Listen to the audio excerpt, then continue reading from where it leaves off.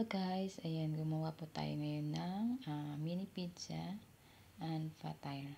Ayan, yung iba po niyan ay may spinach and hotdog and cheese and with Nutella.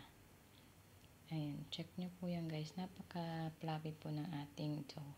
Ayan, malambot po siya at saka manamis-namis.